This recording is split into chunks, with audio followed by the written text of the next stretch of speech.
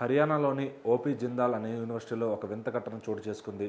So boys హాస్టల్లోకి ఒక వ్యక్తి అయితే మాత్రం సూట్ కేసు తీసుకువెళ్తుంటే అక్కడ సెక్యూరిటీ సిబ్బంది అతన్ని అనుమానించి ఆపి చూస్తే ఆ సూట్ కేసుని బద్దలు కొట్టి చూస్తే అందులో ఒక అమ్మాయి అయితే బయటకు వచ్చిందనమాట.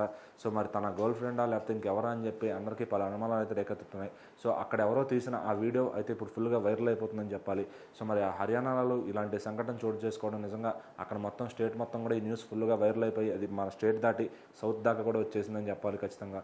సో మరి ఓపీ జిందాల్ అనే యూనివర్సిటీలో ఒక కుర్రాడు రెగ్యులర్గా తను వెళ్తూ ఉంటాడు, బయటకు వస్తూ ఉంటాడు. సో అతను ఒక సూట్ కేసుని హాస్టల్లోకి బాయ్స్ హాస్టల్లోకి అయితే తీసుకెళ్తూ ఉంటుంటే మరి అది ఎందుకో అనుమానం వచ్చి అక్కడ సెక్యూరిటీ సిబ్బంది లేడీస్ కూడా ఉండి వాళ్ళు ఓపెన్ చేసి చూశారనమాట. సో అక్కడ ఓపెన్ చేసి చూస్తే అందులో నుంచి అమ్మాయి ప్రత్యక్షమైంది. సో అంటే ఇతను ఏ పర్పస్తో తీసుకెళ్లాడు, మరి బాయ్స్ హాస్టల్లోకి అట్లా ఎట్లా తీసుకెళ్ళగలుగుతున్నాడని చెప్పి అక్కడ స్టాఫ్ అందరూ కూడా ఆశ్చర్యపోయారనమాట. సో మరి దీనిపైన వాళ్ళపైన ఏదైనా క్రమశిక్షణ చట్టబద్ధంగా ఏమన్నా తీసుకున్నారా లేకపోతే ఏంటి అని చెప్పి అందరూ కూడా క్వశ్చన్ చేస్తున్నారు. బట్ యూనివర్సిటీ మొత్తం కూడా ఈ ఘటనను చూసి అందరూ కూడా నవ్వుకుంటున్నారు.